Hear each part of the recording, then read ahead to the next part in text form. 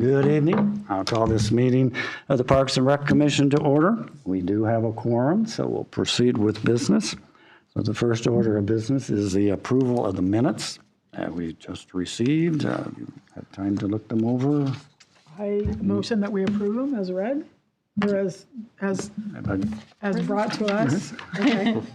Have a second? I'll second that. Second. Any other discussion? Not. Minutes are approved as read. Thank you. Okay, do we have, I think these are our guests, so I don't see any other public comment here before us. So we'll move right along. Oh, first, well, we don't have our two new people that reinstated, Nick and Jeremy.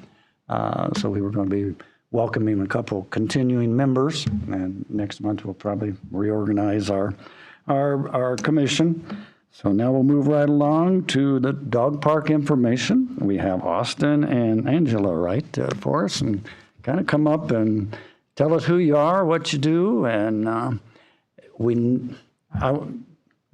never talk about dog park here, you know. No. Never. So People out there know I'm a little sarcastic. Gwen keeps us in. my name is Angela McConville. I'm Special Projects Coordinator for the city. I've been here for 8 years now. So I've seen the dog park from the beginning to now. And then this is Austin. My name is Austin Schoening. I am the Community Services and Animal Control Officer for North Liberty. The position's been relatively new. It's about a year and a half old now. I've been doing it for a year, and I've been with the fire department for the last 9 years, so I've been in the area for a while. Awesome. So I'm admittedly a big nerd. And so when I'm doing household projects, I will listen to meetings. And I was listening to a series of these meetings while I was sanding cabinets. And I heard dog park come up several times. So I said, Guy, Shelley, do you want me to come answer any of these questions or talk about the dog park? I'm happy to do it. And then with Austin being finally, I have a sidekick. I have people to help me with this dog park stuff. So that's why we're here. And I didn't prepare like a presentation, but I prepared handouts, if that's okay. Yeah, perfect. Yes, it's good for us as well as the public out there that's listening to this. You're welcome. They can Or revisit it on YouTube. get this from me at any time. Ooh, I probably should have grabbed one for myself.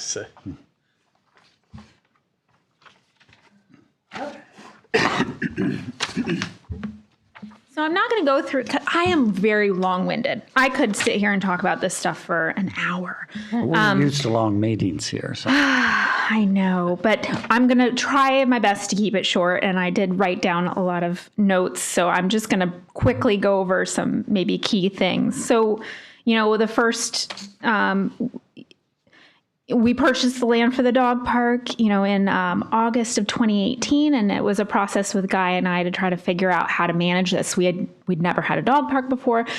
A lot of things come along with that. So, trying to control access, trying to set rules. We didn't have any of that stuff in our code. So that first year was a lot of, great land grading, putting up the fence, trying to figure out what we need for parking, and then the rules, and then the pass holder rates. So we opened in 2020 of October. It was just open door policy. Anybody could come for the first few months. And we didn't really manage the access to the dog park at that time. And then we started to take, we started to have people register for passes. So that was in 2021 that we first started. So the spring of 2021 that we first started having people register for passes. And on the other side of the page, you'll see a part of being able to receive a dog park pass is that you actually have to have your pet licensed. So pet licensing is totally different. So pet licensing is cats and dogs. All cats and dogs who reside in North Liberty are expected to have a pet license. So they're numbered. I maintain their rabies certificates. I maintain photos of each animal. And every year you get a renewal license. Now, dog park passes are issued to only dogs that are licensed. So you'll see that the number of pets that were licensed jumped when we started requiring that to get a dog park pass. So it really pushed people to actually go through that required mandated pet licensing process to be able to receive a dog park pass. I started taking online applications, and that number of licenses jumped because it suddenly became a lot easier to license your pet as well. You can apply for it online in your pajamas instead of having to come into City Hall and fill out a form. And then in 2023, prior to bringing on an animal control officer, I moved all of the pet stuff to an online database. So now we can communicate really well, but all the police officers, all animal control staff, including streets, have access to this database of pets. So it's been a really nice way of communicating with each other. And then this year for dog park passes, we started issuing, we started using RecDesk, thanks to Shelley. We set up membership ability for me to invoice people on RecDesk so they can pay online. So a lot of people have really appreciated that. Thank you, Shelley. It's actually been really slick on my end. Some other things, we've learned with the dog park. So we had this whole park closure this year. So we were closed for 6 weeks. I think it was longer than that. It ended up being longer. But that was because we had some construction. So we're kind of excited about that. As it's progressing, we'll see that trail come past the dog park on the other side of the road. And then we'll have a walkway with a safety light across the street so people can cross to the dog park, which will be really exciting. We closed, but we also had our dog park passes were prorated this year. So it was less expensive than normal because of the extended closure.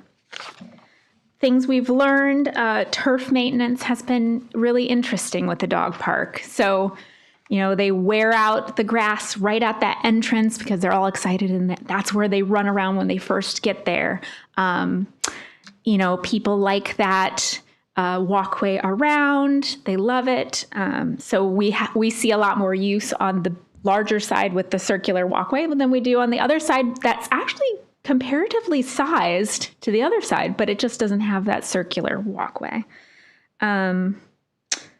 People without a gate code, we locked down the park at a point because, it was getting to be where pass holders or where non-pass holders were just going to the park because there was nobody, I didn't have Austin at that time to go and check for passes, and just anybody was able to use it. Where people were paying for it should really be the only ones to be able to use it. So we put very not inexpensive entirely, but less expensive locks on it that required a 4-digit gate code to kind of just use as a way of controlling access to the park a little bit. Now the gate code gets out. People tell people the gate code. And so we at some point will, change the gate code as the year rolls on. We haven't done that yet, but if it gets to be a problem, we can do that where we'll just alert pass holders of the gate code change and then let them know when it changes and what the new number is. So we are exploring other kinds of locks too. So maybe in the future when we have a little bit more money. But people, like recently somebody bent the lock to get in. I don't know how they did it, but, fixing things out there. Luckily, the pass holders have direct communication with me. They will tell me right away if something's wrong. I will get a text whenever.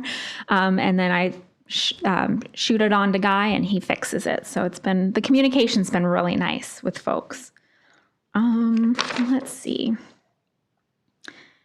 On the other side, you'll see kind of our revenue stream. Now that $19,350 that we collected for pet licenses and dog park passes in FY 2024, that doesn't cover a whole lot.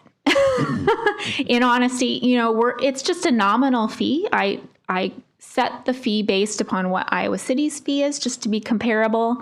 I think our park is really nice and worth that. Now, we don't have running water. We'll get that at some point when the trunk lines make their way out there, which with development the way it is, that maybe sooner than later. What is the fee? What is the fee for residents? And So non-residents? this year for residents, it's 25. Normally it's 50.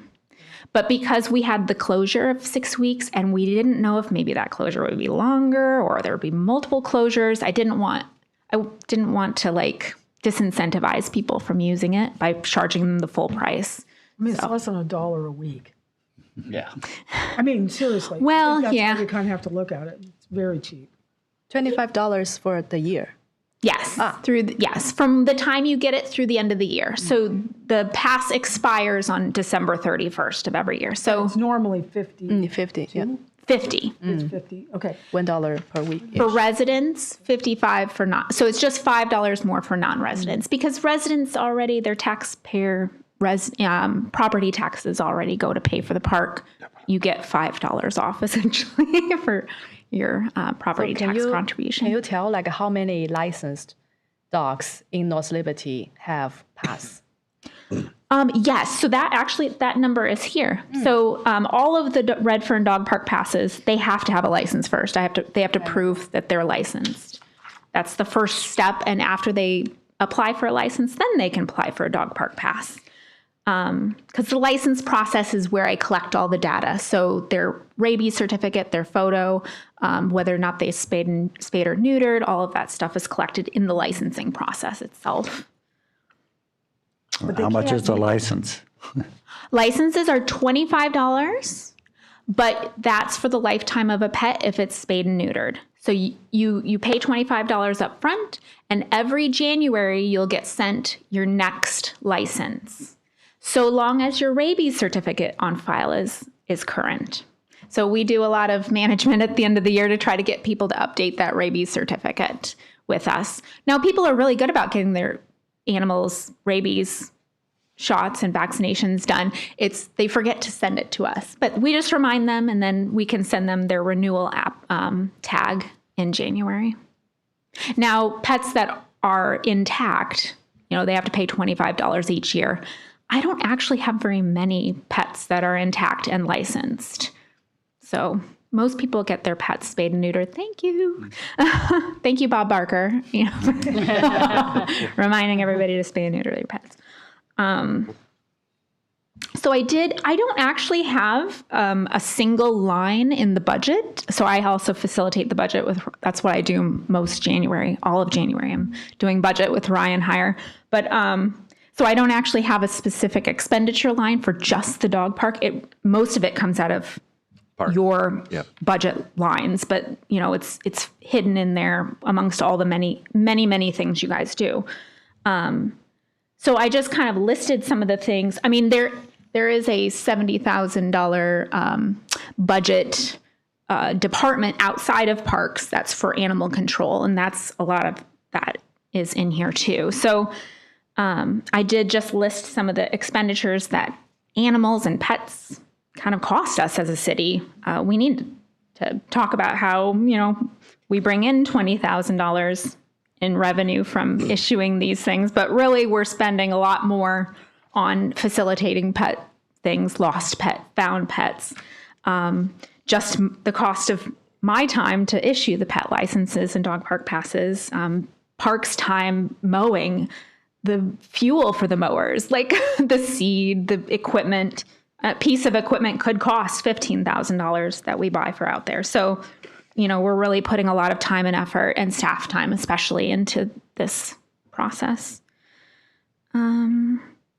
And then this year with the rec desk stuff, which is exciting, I've been asking people as they apply for either a pet license or a dog park pass, whether or not they want to use rec desk to be invoiced for the cost of their license. And, I've only had 178 since we started doing it, 178 households, and 57 of them still want to do it by phone or in person. So that shows you that about 30%, a third of the folks, really would do it in person. So that kind of justifies me having online processes and in-person processes. So you really can't push everything online. You really have to have that in-person face-to-face because not everybody is comfortable with the online Is stuff. that related to age?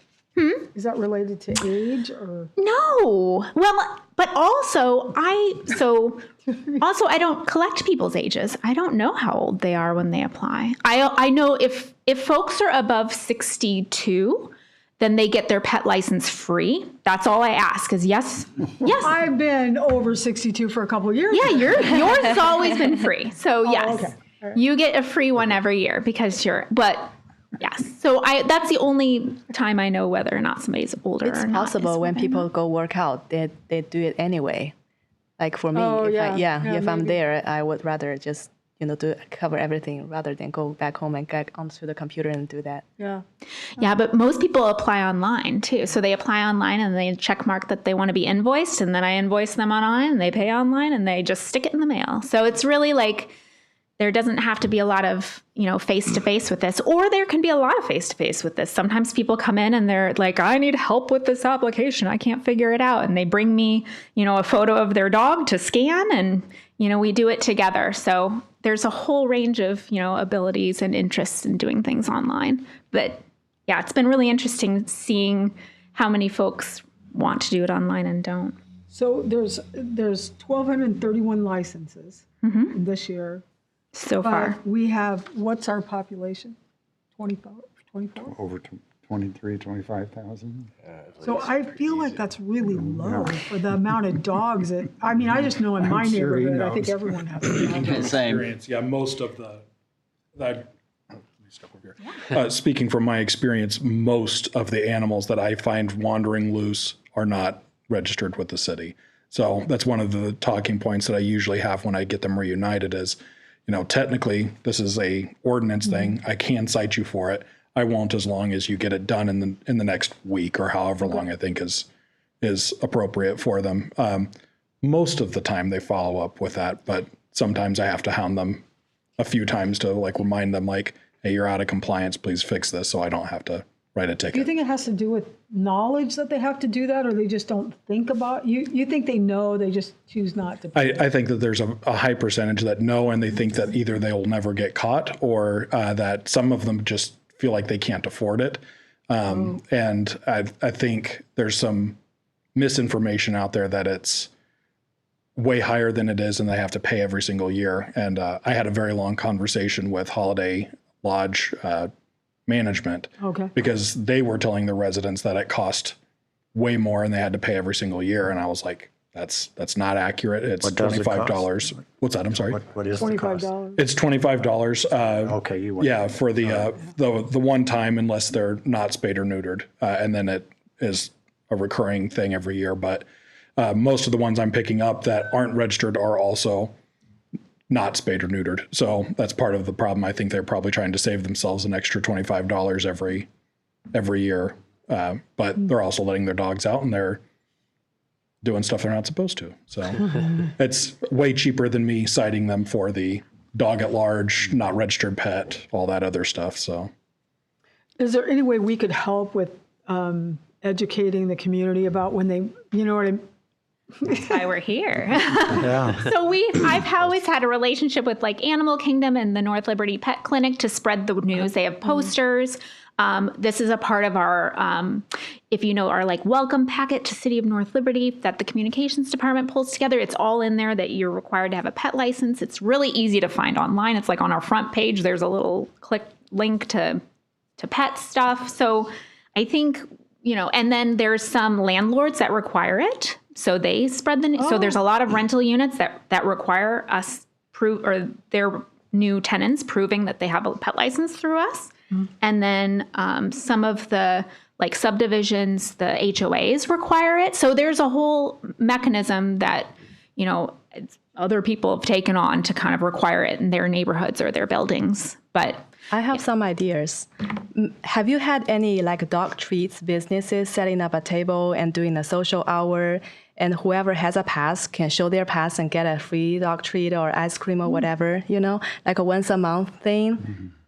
Yeah, so my time is really stretched. I do many, many things here at the city. I run our transit. I run our, a lot of budgeting stuff.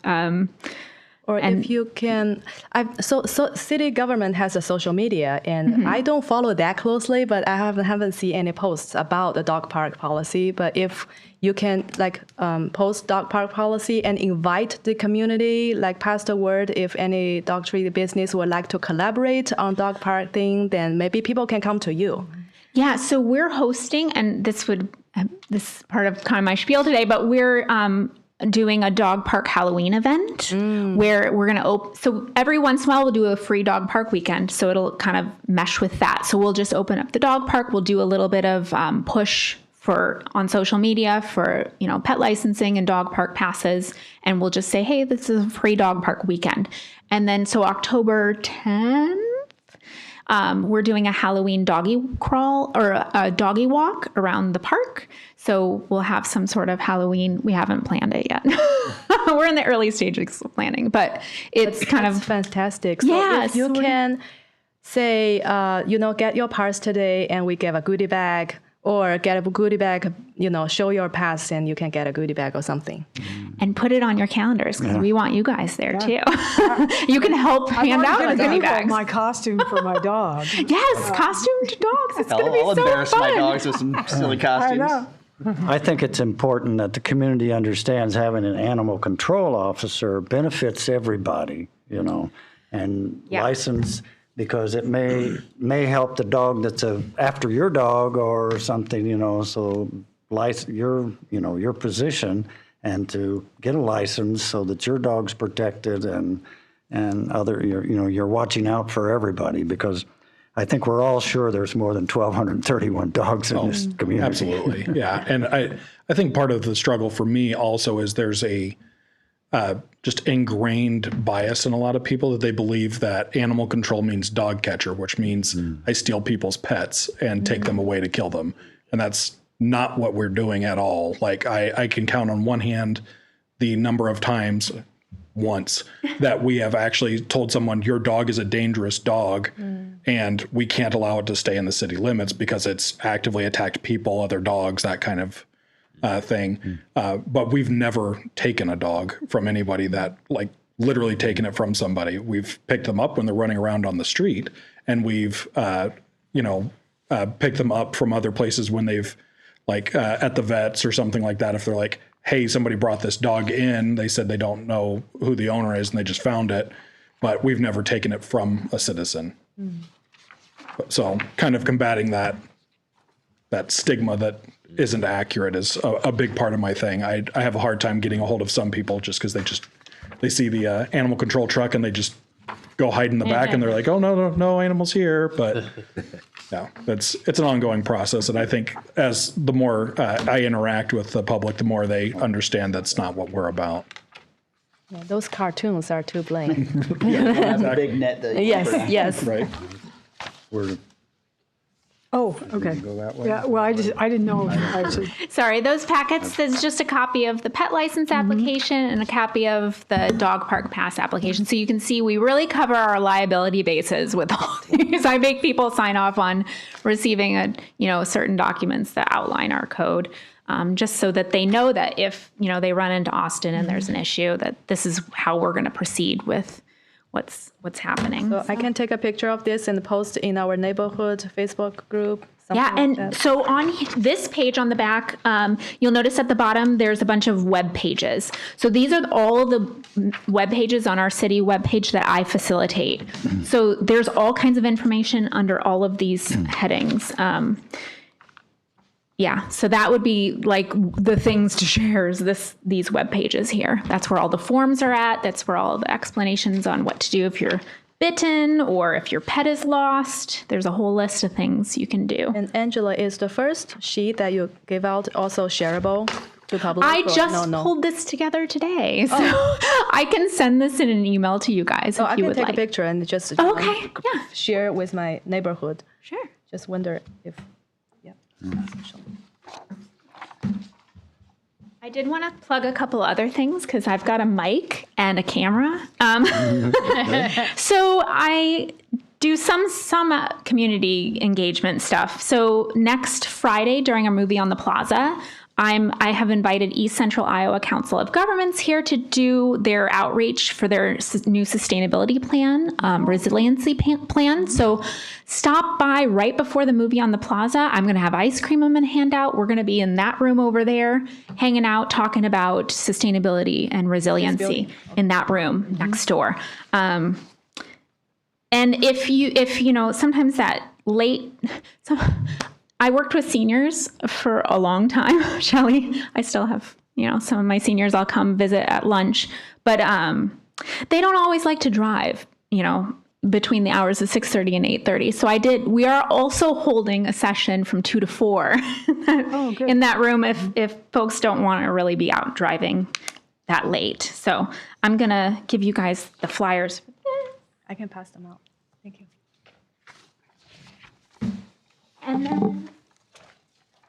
And then on October, the Wednesday before our Halloween event, actually on October 8th, and actually Austin's going to be there if you want to talk to him some more, we're hosting the Healthy Aging Fair, the Johnson County Healthy Aging Fair.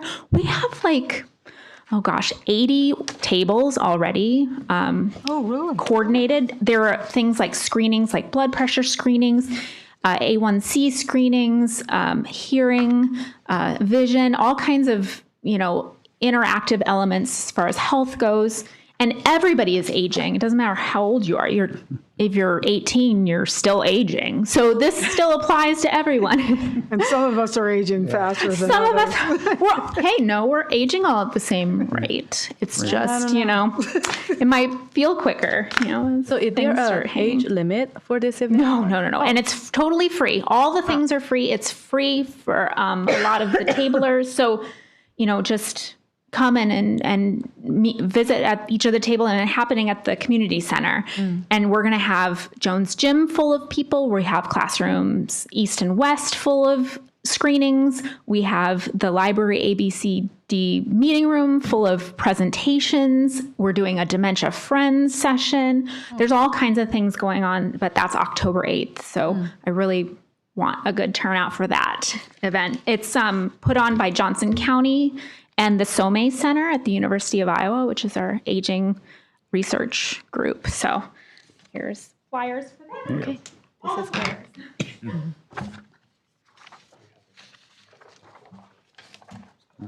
Oh, yeah. Cedar Valley Humane Society, who is our contracted provider that takes on our pets that we can't link to homeowners right away. They're going to be there with a couple dogs that people can potentially adopt. So, and you know, make friends with that day and maybe, fall in love with. So could I ask a question about animals? So are there raccoon issues, that type of animal? Yeah.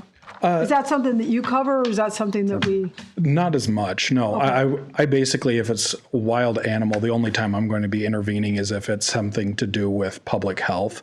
So if it's like a rattlesnake or something that could be hurting people, or a mountain lion, those would be times that I'd intervene on those ones. For run-of-the-mill things like just a raccoon existing, I'm not going to do much of anything for that one.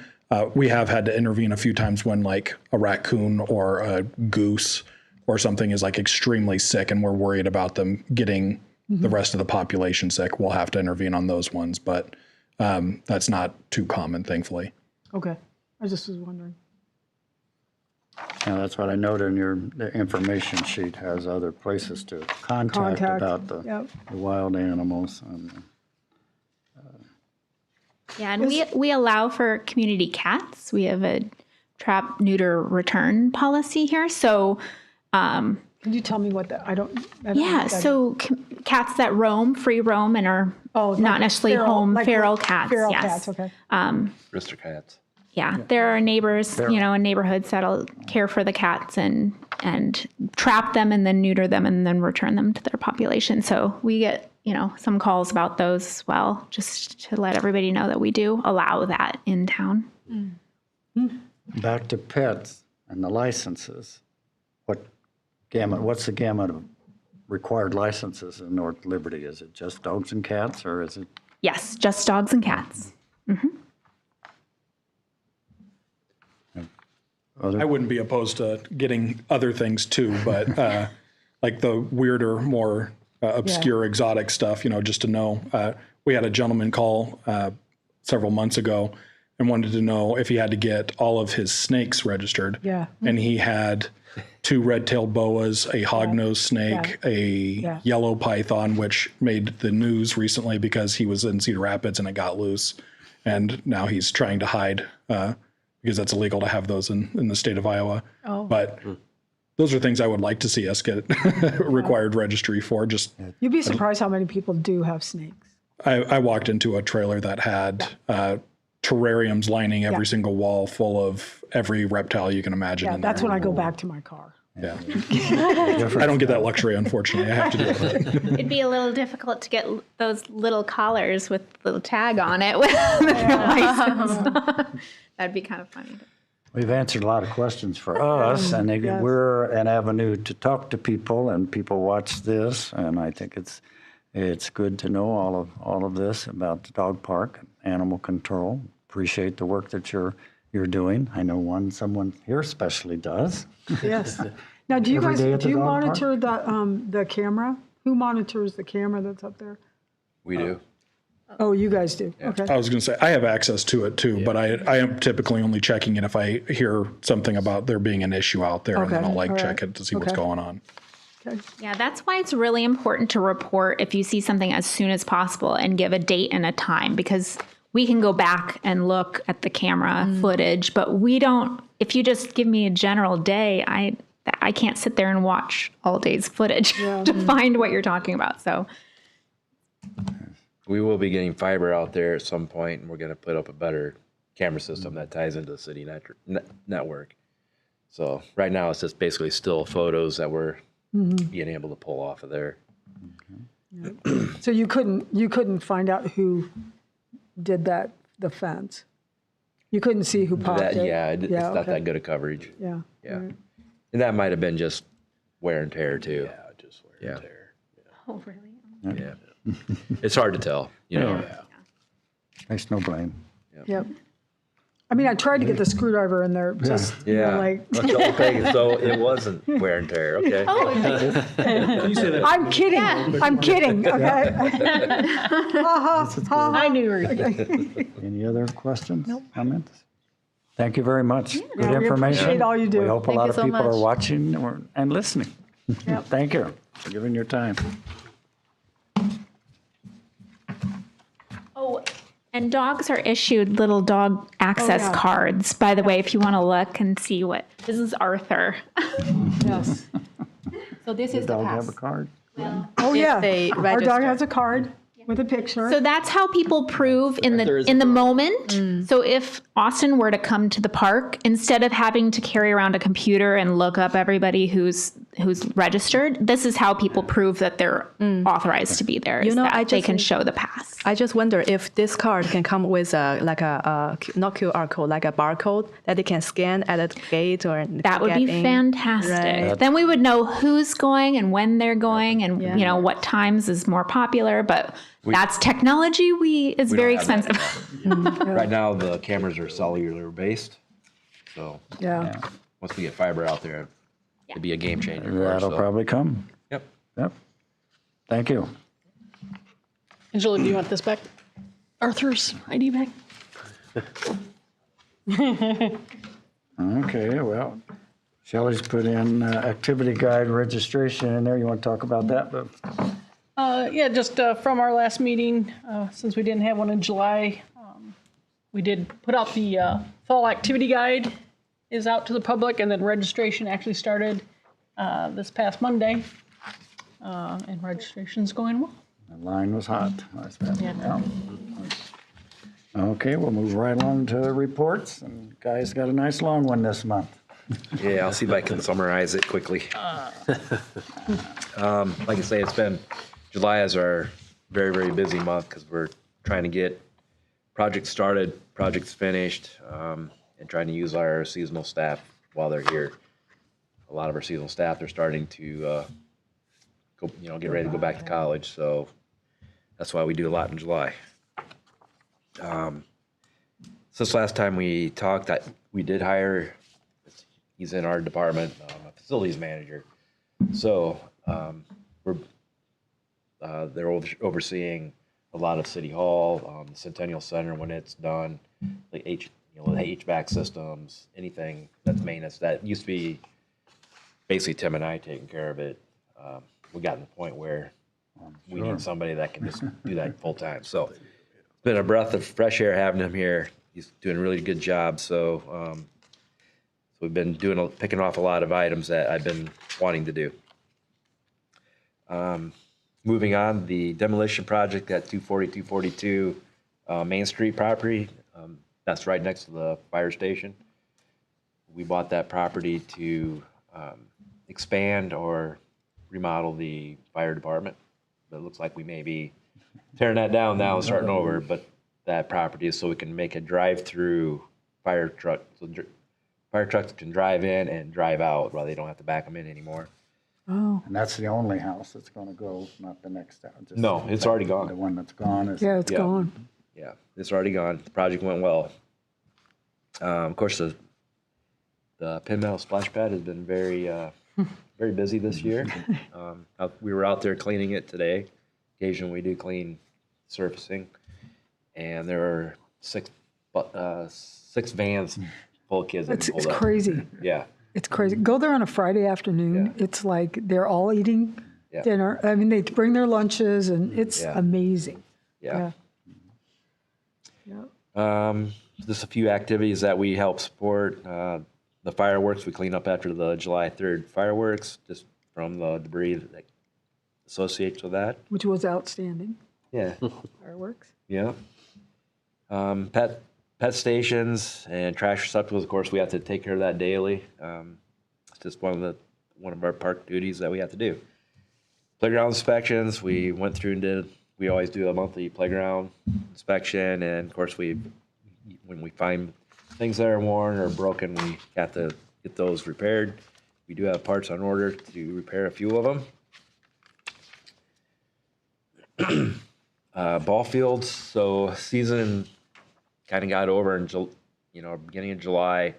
It's about ready to start back up again for our fall league. So it doesn't give us a lot of time to get in there and do like cutting the grass infield lips where the grass meets the infield turf or the infield. So we took care of all that and kind of have those close to being ready. I think our first tournament is in 2 weeks, I believe, for our fall tournaments.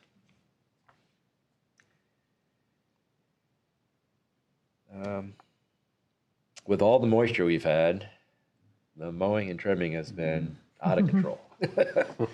We've get done and then it turned right back around and start all over again. It's almost years. It's nice to see all the moisture, nice but it looking. does cause a lot of extra work. So the mowing crew they've been having a great summer. Along with that, our landscaping crew, get a lot of moisture, get a lot of weeds, and you wouldn't believe all those landscapings out there and streetscapes. Go through and pull all the weeds, and the next day you see one that's 2 feet tall, and it's like, where did that come from up overnight? Yeah, come to all of our lawns. Yeah, exactly. So All right before I came I here. know. It's crazy. you probably don't see it or realize it, but it does take a lot of time and effort to go through all this landscaping. But the city has put a great investment in to this, so we feel the need to really, really take care of it. Forestry crew, we've still been removing dead and declining trees as we can. We did relocate a tree out at the dog park. It was in the way of the trail crossing that's currently going in. So we transplanted that up to the community gardens. It was too nice of a tree to cut down, so we didn't want Cool. to waste it. What kind of tree was it? It was a pear tree. Yeah, Wow. Cleveland's black pear. Yeah. Yep. We do take care of our department. We kind of oversee and take care of all of our detention ponds that are city owned.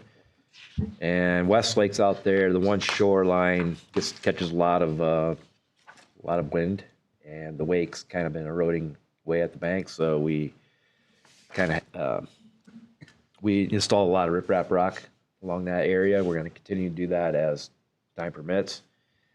it's just been kind of a problem. Like, but I think it's because it's one of our largest There's detention ponds that we have. a lot And I of think, habitat around there. yeah, that, and I think the wind can really get whipping across and cause the wake action. So which side is it that you have to put more riprap? On the side that's This would be more of the west side? yeah East side? east side. On the So east off of side. like Sunset? Had to or repair a whatever. bunch Yeah. of trail around. Yep. Yeah, we did. Back those trucks in every day. Yeah. Yeah. So we did do some trail repair out there. So at the end of our budget year, I had some money left over from our trail maintenance. So we picked off some of that trail out there that needed to be replaced. I wondered why they were backing, but then I realized what they were doing. They couldn't, no turnaround. So they Yeah. backed all the way from the street down to that Yeah. corner. Let's see.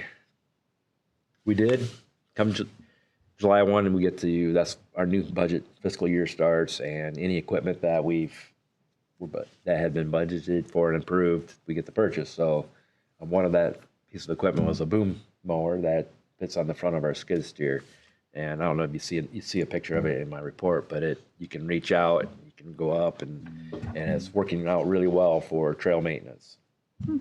So our oldest trail, the one that goes north-south, that really gets overgrown, and that normally takes us a week or so to get through. If the old way we used to do it by people, but we had it knocked out in a couple days. So that's going to be a huge benefit. So is that, I'm sorry, I'm ignorant on equipment. Yes. Is that it? Yes, that is Okay. it. Wow. Yep. And that's great for safety for people riding their bikes and stuff like that. They don't hit their heads Yeah. on the branches. and stuff. Yeah, we try to go through, minimum once a year down Yeah. that trail, but this is going to make it easier to do it maybe Yeah. more often. Let's see. Oh, Liberty Center Pond, if you noticed, I'm sure you've noticed that the fountain has been working all summer. So we finally pulled that in, and we tested the power lead, and it had failed. It's been there since '06, and it's been in the water for the whole time. But I guess it pulled enough moisture into it that there's enough resistance in it that would make a pump failure. So we have parts on order.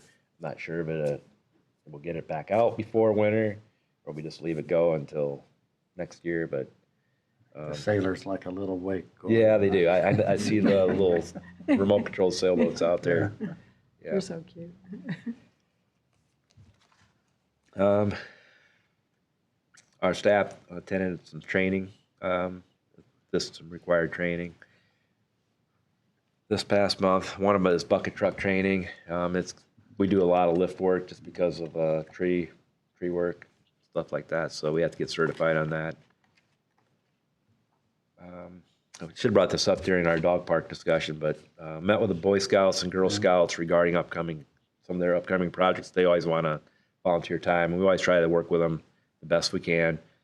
So the Boy Scouts still will be building some raised gardens at the community gardens as an Eagle Scout project, and the Girl Scouts they already have built it. I'm going to take ownership of it tomorrow. It's a little free doggy house. It's on the same concept as a little free library. Yeah. So if you have something that you don't necessarily need anymore, you can put it in there, and somebody needs it, they can take it, and it's on the same concept. So that's the project that the Girl Scouts did. It's a red doghouse with a Snoopy on top. So yeah. So did they put it in the park media already? People do something. Say again? Where did they put it? They put it not in the there park. yet. It's not Oh, there okay. yet. Yes, it will get installed here I'm excited. sometime in August. Yeah, I remember. Now, when- will that be on the outside of the fence or will that be on the inside? That's a very good point. I thought more of putting it on the inside, just so People that are. that are there that's supposed to be using it, that it's not a drop zone for something else. It's I don't know. I think we'll put it on the big side for now. Okay. Yeah. I mean, anybody that's using any of the dog parks that have the code, they can go in there and get to it. So I think that'd probably be the most appropriate place to put it. And then I'm assuming we'll get some, there'll be some community publicity with this. Yeah. plan, I think, thanking them for doing. I think the Girl Scouts, they are planning on meeting out there and getting photos with it, things like that. You're So, going to dress up as Snoopy? hey, I suppose, if I have to. On July 15th, our sports maintenance crew and myself, we attended a live demonstration of a GPS-guided sports field line painting machine. That it was cool because you can program it on your computer. You don't even have to have, you can just let it take Oh, off. boy. It will paint all your fields and like to the T. It's amazing. You don't have to go out there and take all your tape measures and get all the pins right, you know, get everything lined up. It's an amazing piece of technology, but there's a huge cost to it. So I don't know if we ever, it might be a while before we get that one. So But how many man hours would it save? a lot, Yeah. of course, it's a lot, but it's like, I don't know, $50,000 for the machine. And then there's a $5,000 subscription, but that does come with the paint annually. So Wow. yeah, I'm thinking once if we get the North Park that we're looking at trying to buy, that's roughly 40 acres. That's going to be more of a soccer complex. That's when it makes sense. Yeah, because it takes manpower to Yeah. go out there and measure and Yeah. do all that, and you got to keep Yeah. doing it and all that. So, Yeah. I mean, But it's amazing. I mean, you can prep it, mark it out on the computer. You push your button and it goes off on its own. And it'll mark out multiple fields. And it can travel even to a ball field if you program it. Go to a ball field and do the foul lines. really? Yeah. Now, do you have to take it there? No. It actually, so it can park in here and then just go. Well, I mean, you'd want to be out there and watch it. Okay. Yeah, you want to be there. So yeah, you have to Alright. drop it off. Okay. Yeah, there's a picture in it. You can see in there. So Like those mowers or whatever. yeah, Yeah. exactly. But it's pretty cool. But anything cool costs a lot of money. Yeah. Isn't that the truth? Yeah. It's right there. Oh, it's right here. Oh, yeah, I did see that, but for some reason it's like those little mowers. Yeah, exactly. Yeah. Exactly. Yeah. Yeah. It's a Roomba. Well, it might be something the associations that use our fields. Yeah, could maybe. Contribute toward. I report on this stuff and throw it out there so it puts the bug out there. So yeah. Another event that the Parks Department helped out with was the Years in the Park at Penn Meadows. It was the Taylor Swift It's big. concert. So anyway, that went well. Some of our big projects that are currently going on right now, the all-inclusive playground at Centennial Park. We have the area; it's all ready. We dug it out. We have concrete people there. We have the concrete border around it. So now our playground installer is going to be here this Monday to start doing the install. Oh, wow. And that equipment is it's a swing that you can actually roll as in a wheelchair. You can go in it and you can bring the handlebars down and you can just hold yourself in it. Plus, there's a bench right across from where like a caretaker Yeah. could sit, or another child can sit right across and they can use it together. And then there's also a merry-go-round that is the same thing. You can bring a wheelchair into it. So that's going to go in. It's going to be about a 2-week process, and it's very, because there's a huge footing that goes in the ground, and it's you have to actually be certified by the company to install this piece of equipment. But once that's installed, it's going to get a nice rubber surfacing around it. Now, when you do the rubber surfacing there, will you do Quail Ridge at the same time? Okay. Yep, I'm getting that. Oh, sorry. So, like I said, we're trying to time it out where Quail Ridge Park, we're doing the same thing as far as putting rubber surfacing in. Our department pulled out all the wood chips, and we're digging that out currently. And the concrete border, it won't be a sidewalk because we just didn't have the room for it, but there's a like a foot wide concrete border around it. That's there now. We're going to finish digging out, close getting it tomorrow. And then we're going to just time it out to where the crew that's from Georgia actually that does the rubber surfacing can do both while they're here. So, yep. So estimated completion of the Quail Ridge will be, I'm saying by the end of August, okay, probably. yeah. Yep. I'm hoping it might be the first week of September. It kind of all depends on weather and when we really are. It's the surfacing people. Yeah. We're at their mercy. Yep.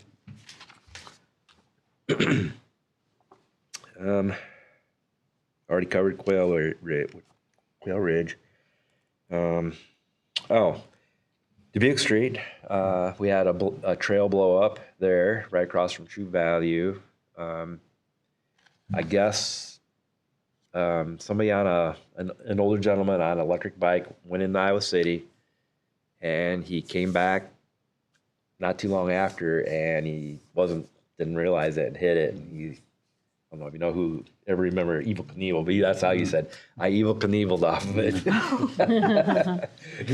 Was he okay? Yeah, actually, it was luckily his bike had the fat tires on it, and he said he came up off the bike and landed, and everything was good. But we had to do an emergency repair on that. Thankfully, the streets department have people on staff that are good with concrete, so they gave us a hand, and in 24 hours we had it reopened. So it's kind of a trail that gets used pretty heavy. So it was just a heat? Yeah, so It just buckled? yeah, buckled. So 2 pieces, Yep. expansion, and it takes a 1/4 inch of expansion, and you'll see in the picture there Yeah, that it's it crazy. shoved it up Yeah. greater than 12 inches. Huh. It's amazing how that can do. And it's funny how it's been so many years we've had hot weather, but it's just cumulative over time. And Yeah. yeah. But anyway, I just really want to say thank you to the streets department for giving us a hand to that. Because I wouldn't have got someone in here so quickly to help us Yeah. out. So meetings, I've attended a lot of meetings. The Freedom Park Trail Improvements Project, that's coming to a close here real soon. That concrete really turned out nice. That project went flawless. I mean, the contractor was awesome. Everybody there did a really good job. On the way in tonight, I saw the contractor out there. He was grading. They're getting ready for seed. The seeding dates are going to be here real soon. So that's kind of the last thing to do on that project. North Liberty Road Improvements Project, the trail, that is getting close to being finished. There's just a couple sections left to go on that. That's going to be another huge connection. And then, of course, the grading and seeding go along with that. The crossing at the dog park that's been in. The decorative bricks got to go in the middle. That's kind of the refuse island. There will be 3 flashing lights, 1 on each side and a couple in the middle. So as a user, you'll be able to push the button and those lights will start flashing. That should warn cars. Hopefully it will warn cars as they're coming around the corner. So it's something that they won't see all the time, so it's not something you get used to. But when it's activated, it'll be flashing. And they've dropped the speed limit out there too, haven't they, to 35? I'm The not. City council? Yeah, it might be. Yeah. Oh, did they? Yeah. That is great. I Yeah. Yeah. think so. I think Yeah. the ordinance or whatever. I'm not sure on that. I don't know. but you could be I'm right. thinking that's another help and concern about Yeah. the walking there. Yeah, that road gets pretty speedy. Yeah. Yeah. So that's going to be a nice project to have complete. It's going to add a lot onto our snow removal route, but yes and no, because that's on my route. Normally I get off past the depot there, get back on the road, and then drive to the dog park, do the parking lot. But now I'm just going to be able to keep going, get off at the dog park, and then get back on the trail and go back into town. So Well, and I think it's going to link up a lot of the community. Like, the people out in that, and then they Yeah. could just go, I just think it's going to be Yes. wonderful. I can't wait. yeah, it's going to be great. Another loop. Yes. We've been meeting on the Centennial Park Phase 2 splash pad. We're kind of getting designs. We're trying to decide how big it should be. How big can we take it for the budget we have? But if everything goes well, we're hoping maybe next summer we can start building this. But we'll see over winter where it goes. But yes, that'd be very exciting to get that splash pad, another splash pad of that caliber, in North Liberty. Let's see. Centennial Senator Progress meeting. Those are becoming more frequent because we're getting down to the nitty-gritty stuff now. It won't be long, and that building's going to be open. I think they're still anticipating mid-September that the city takes ownership of the building. But a lot of stuff is happening right now, and a lot, what you saw before was all construction. Now you're starting to see tile and flooring and stuff like that. So it's Very cool. yeah, it's really starting to come together. I think maybe we might get to go in it when it's Yeah, turned over. yeah, we're gonna try to get that worked out. Yeah. Yeah. And blues and barbecue next year. Yes. Yeah. Yeah. All right. Plus a Absolutely. lot more, I'm sure. Yeah, I know. But Yeah. there were a lot of people very sad about no blues and barbecue. No, I know, but we've tried very hard to have other things to, Yeah. There's, yeah. the other things you're going, coming Yeah. up are big, And lastly, I'm gonna report, Stormwater Coordinator Mike Wolf and myself, we attended the Tree and Stormwater Board. We are on that board. Unfortunately, we didn't have enough members to have a quorum, so we just had an informational meeting. So, Go back up, what are you gonna do on Muddy Creek? oh, Muddy Creek on that, what guess are you I'm- gonna do to Muddy Creek? Muddy Creek, between Cherry Street and Zeller, we're gonna own, we really don't own that, we just own easement there along the trail. But we're gonna own more of that once the new development That development. happens. We wanna make improvements to that creek before we, during this process of, development over there. So years ago, from Penn Street to Cherry Street, we did what was called a riffle pool project. It was funded by the Soil and Water Conservation. We staged areas in the creek where the riprap would go completely across and kind of wing into the bank. And what it would do, the water would slow the water down and it stabilized things. It did a very, very, very good job, and we'd like to continue that down between Cherry and Zeller, and maybe start over all the trees that are in there. The trees are kind of invasive; they're junk trees. And as that clean that up a development bit. happens, that'll be a nice piece. Yeah, nicer yeah, we looking want to piece and clean it up and make it nice. Yeah, so that's some of the initial talk right now. The trail will stay paved, Yeah. blacktop paved. Yeah. Because there's a little corner of that in there that's like a floodplain, right? It's like. It's all that- floodplain in that. Yeah, On the creek. yeah, But even like on where the Cherry Court condos are, there's like a corner of their parking lot that's in the floodplain. yeah. It's off. That parking lot is actually on gas line easement, high pressure gas line easement. I don't know how that ever happened, but Oh, that's special. yeah. Yeah, okay. Well, we got to look out for water sign on the trail. I think, Yeah, don't we, Dan? but there's going to be a lot of things start happening over there, nice, yeah. but it's going to take a while. But it's going to really be nice when it's done. It's just keep coming. So the trees you're taking out are the ones that are by the creek? Yeah. Okay. Yeah, on so both they're just sides, a- actually. They're just Creek those bank. weird tree, they're not really trees. Yeah, they're Kinda not really like trees. A little- lot of Called brush. Okay. volunteers. And a lot of it's falling down in the creek, and it backs up Causes the a water. problem, yeah, So okay. I suggest let's just go in there and start over with it, clean Yeah, it out, and start over before we take real ownership of it. So. all right. And then are those ash trees that are on the other side of Zeller that are those on the Vicky Lee condo side? Or is that who owns I those? think that's, yeah. Yeah, because those are dead ash Oh, trees. yeah. Oh, yeah. Yeah. They've been dead a while, too. Yeah. That Yeah. would be their. That's they own theirs. All right. Mm-hmm. Okay. Any other questions for me? I don't know if Guy's busy enough or not. Thank you so much for your work, guys. Anything else Seems to like keep you've him just busy? been taking the summer off. I didn't report this in my report because it'll be a next month report, but the LED light upgrade at the tennis court has been completed. Oh, good. So it's now just push button activated. It will be in my next month report. So they just finished it 2 days ago.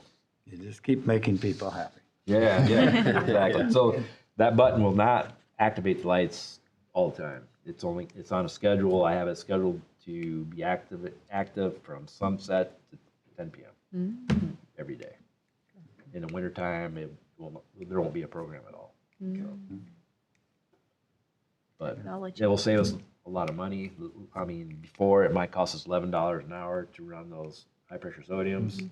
It may cost us $3 an hour now, rather because they're LEDs and a lot more light output. Right, yeah, much better light. Okay. Thank you. Okay, Shelley, we'll move along and see what you've got going. All right, good evening. Usually for the month of July, I say that we're making it through the dog days of summer. We continue to be busy with the summer lunch and fun program, our summer camp program, the library reading program. We continue with second session of both morning and evening swim lessons. And there's another month of normal activities and programs within the facility. So it's just remains busy, and we get into the second sessions during this month of July, and that's kind of where we're going, and leading up to then August when it slows down maybe for a week or two when programs kind of come to an end before the fall activities. So pool operations, we continue with all the outdoor pool reaching capacity a lot of times during the month. Would you say that Shelley is like 90% of the time? I am hopefully going to get a report from Ashley how many times it occurred throughout the whole summer months, because I usually track it. Yeah. And again, sometimes it might just be from noon to 2, and then we, by 3, 4 o'clock, then it does seem to clear out again. Okay. So I'm going to try and get some reports from Ashley, a little bit more concrete, I guess, information on that. It seemed like this year it was at capacity a lot more than it was like the year before. I don't know if it just is my illusion and maybe I'm just more aware. And we're trying to, with the rain outline and stuff, trying to say, we're close to that capacity just to warn people. We get a lot of calls that they came to the facility, and by the time they got here, it had then been one in, one out type of situation. So we're trying to, and you might see a lot more of that, of the pre-warning that, hey, we are getting close to capacity, or once that big rush is done, then you'll see the green saying, yeah, free to come, and it kind of helps with what our busy times are and where we're at that capacity. So I'll try and work with Ashley and try and come up with more concrete, how many numbers and stuff like that to report back once the pool season is done. But yeah, it's something that we're, even with myself, I get that rain out notice on my phone just to kind of get an idea, and then we're at capacity. It's frustrating, but then it also, I think, has helped when we're monitoring it. Then it helps. We haven't had any clarity issues. Yeah. So again, I think it helped operations that we stick with once we're to that capacity limit, one in, one out. Okay. And we've done other things actually over the last couple of years. We've not had camps come in, or limited one camp per day, and that we're not influxed by a lot of summer camp groups. So we've done a number of things over and over to help just the high demand and usage. So we'll continue to try and look at what worked, what didn't work, and make adjustments from there. Slate events held this month included the Rancho House concerts on Fridays. Guy Wrench mentioned the fireworks and the Eras in the Park events. And then the Pig and Pint event was held as well. We did have swimming story time at the outdoor pool in July, and just under about 300 participants partook in that. And then we had the Mermaid and Princess Party, and that had about 175 registered, with about 155 actually attending that day. So some big events, again, occurring in the outdoor pool, again, stressing operations and, that's some of the type of events that, you have the big rush of influx of people, and how does that affect Yeah. the rest of the day. So we'll continue to monitor those as well when we're offering those special events. Rec Desk database, again, continues to show how many are in our database. Continues to rise as new programs, new activities, just new people to the area continue to take advantage of our activities and programs. Aqua programs, pretty normal month to month. Like I mentioned, swim lessons, we had the next session of swim lessons take place in July, and so 576 participants within all our swim lessons. Under leagues and sports, Jonathan has been doing a great job with some new classes. He handles our Pee Wee programs. We had basketball, we had some camps listed there, and in parentheses are how many people partook into those new activities.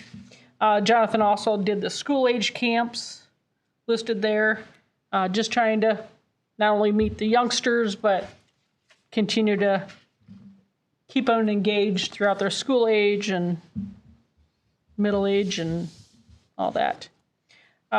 Second session of tennis lessons took place with 39 participants. That was another one.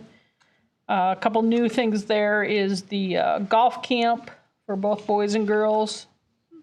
And then they offered a girls' Supreme Flag football. And some of these programs are working with Coralville and Tiffin and trying to just get new ideas, new participation. Next up, our summer camp just shows the average number of 60 to 70 participants each week in our summer camp program, in our Rec Ramblers program. Let's see, what else? 43 participants, since all our Tippy Toes dance is a contract employee. So we have 43 participants within those dance classes. Anything major else? Let's see. Boy, the Connections lunches is 115. That's amazing. Yeah, we've averaged about 35 to 40 per Friday. I know this last Friday, I think we had about 45. So yeah, it's pretty steady. I know at one time we were only averaging about 20, and it's gradually gone up, and now we're right around 35 to 40, I would say, is our average right now. Rest of the report are just my normal report, summaries, revenue, membership count. So I will open up to any questions you might have.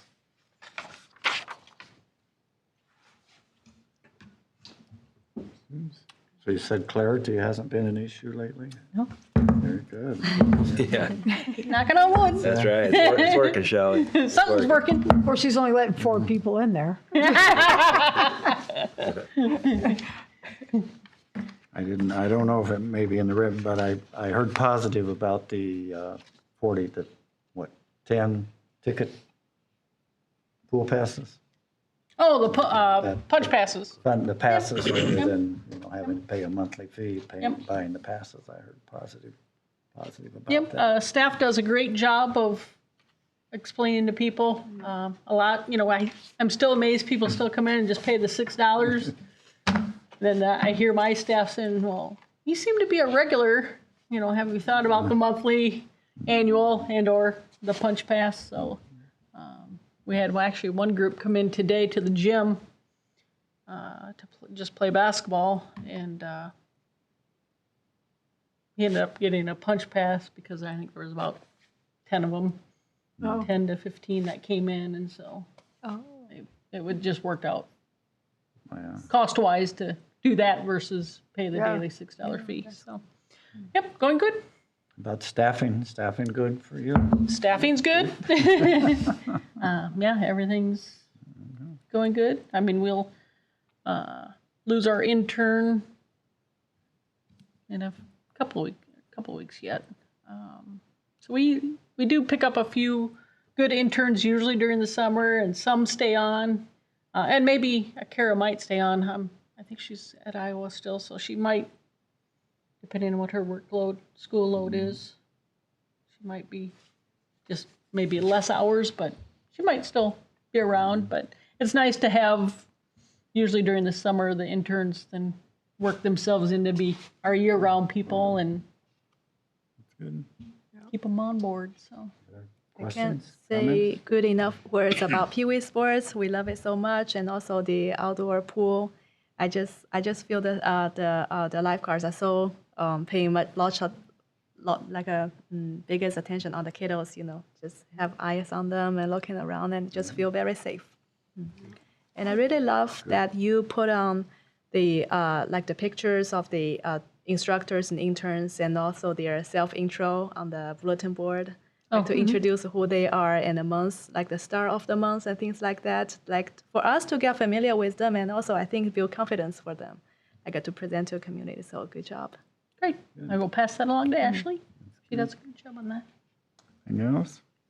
I think we have anybody else in the audience. So we got the upcoming events coming on. So Yep, we do have the Cedar Rapids Kernels, August 15th. And tickets available yet?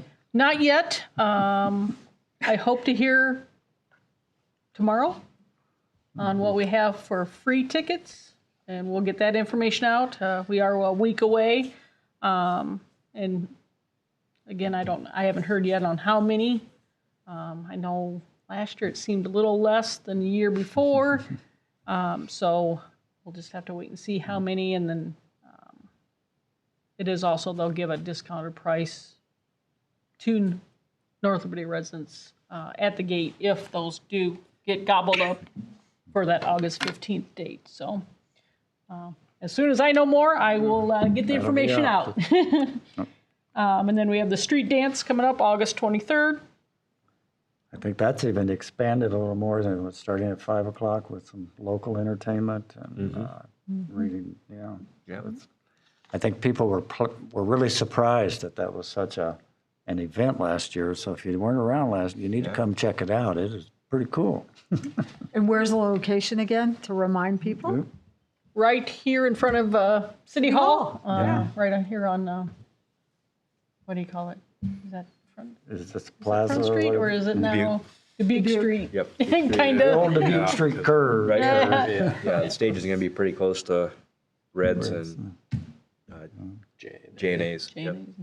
I think the crowd swelled last year as people got word as to what was going on. It was kind of fun to watch. I think it was, and hopefully, a beautiful night. This is one event that the Parks Department doesn't have. I mean, we do help, but this is for the streets. Streets and parks. We need to go and make some All mess. day We street need to dance do for a it. reason. Dance. Just kidding, please clean up. Is there a movie night down here, or has it already been? No, That it's is coming up. Coming up. Is that still this month? I don't know. I thought it was this weekend. Next Friday, yeah. Next Friday, I think. Or so. Yeah. Is it Is that the 14th? just be sure you check out the North Liberty website. 15th, I A think. lot of great information there. We I think 15. learned that So it's the same night as the Same night as the Kernels. Oh, it is the same night. Okay. from dog parks there's to kind of street good. dances. It's all on there. Yeah. And make sure your animals are licensed. Okay. Any old business to come before us? So we did end up with a quorum. Next meeting will be Thursday, September 4th. Seems short. This is our later first Thursday. Anything else? Next meeting, we'll probably do officers, Yep. right? Yep. For assignments. We'll reorganize. Reorganize. Get our group together. I'll entertain the motion. And I'll second. And you got a motion and second. Any objection to adjourning? Meeting adjourned.